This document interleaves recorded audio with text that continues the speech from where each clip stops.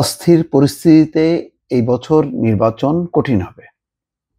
নাহিদ ইসলামের বক্তব্য। জাতীয় নাগরিক পার্টি এনসিপির প্রধান, তিনি আহ্বায়ক এই দলের, তিনি এই কথা বলছেন। বিষয়টা দাঁড়াচ্ছে যে অনেক আগে থেকে যেই আলোচনা সবার মধ্যে, যে নতুন দল তাদের প্রস্তুতির জন্য একটা তারা সময় চায়, সেই সময়টার স্বার্থে তারা নির্বাচন যতটা দেরিতে পারা যায় করতে চায় এবং তার মধ্যে তারা সংগঠন গোছাতে চায়। এখন একটা দলের এই আকাঙ্ক্ষা অন্য দলগুলোর ভিন্ন আকাঙ্ক্ষা, এটা একটা সংঘাত তৈরি করতে পারে এবং সেটি তাদের কথাবার্তায় উঠে আসছে। অন্য নেতারা বলছেন, যেমন সার্জিস আলম বলছেন যে মুখেও আনা যাবে না শেখ হাসিনা এবং আওয়ামী লীগের বিচার ছাড়া। সামান্তা শারমিন আরেকজন নেত্রী, তিনি বলছেন যে স্থানীয় নির্বাচন আগে হবে, পরে হবে জাতীয় নির্বাচন, মানে স্থানীয় নির্বাচনের আগে জাতীয় নির্বাচনের প্রশ্নই ওঠে না। তো এইসব কথাবার্তাই যেটা বিএনপির যে শঙ্কা, বিএনপি যেভাবে আশঙ্কা করছে যে তাদের নির্বাচন পিছিয়ে যেতে পারে, সেই কথাটাই কিন্তু আবার বলছেন নাহিদ ইসলাম। তবে শিরোনামটা বেশ জটিল। অস্থির পরিস্থিতি কেন?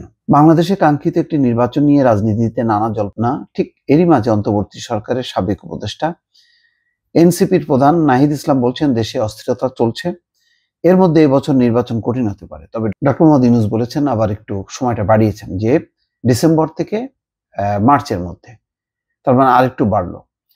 ওইদিকে বিশ্লেষকরা বলছেন তরুণদের নেতৃত্বে নতুন এই দলটি জাতীয় রাজনীতিতে পরিবর্তন আনতে পারে।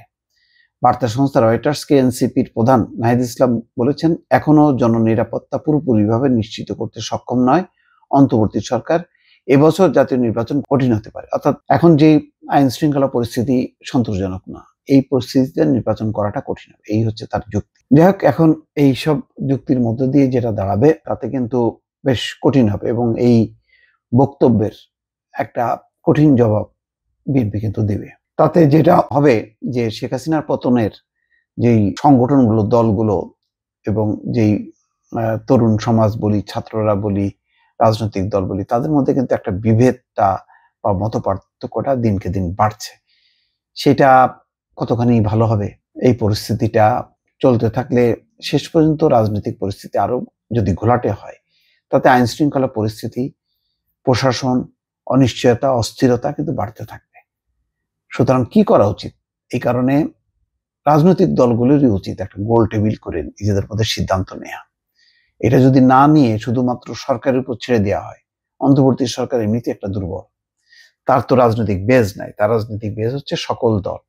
তো সুতরাং এখন রাজনৈতিক দলগুলোকেই সিদ্ধান্ত নিতে হবে যে আসলে তারা কবে নির্বাচন চায়। এই ব্যাপারে প্রধান দল বিএনপি এবং দ্বিতীয় প্রধান দল জামাতকে উদ্যোগ নিয়ে একটা সিদ্ধান্তে আসতে হবে, নতুবা কিন্তু দিনকে দিন যে পরিস্থিতি গড়াচ্ছে তাতে আরো কঠিন হবে রাজনৈতিক পরিস্থিতি এবং তাদের নির্বাচন করা সত্যি কঠিন হবে। যত না আইন শৃঙ্খলা পরিস্থিতি, তার চেয়ে রাজনৈতিক দলগুলোর মধ্যে অনৈক্যটা এই নির্বাচনকে আরো অনিশ্চিত করে তুলবে। দর্শক ভালো থাকবেন, আল্লাহ হাফেজ।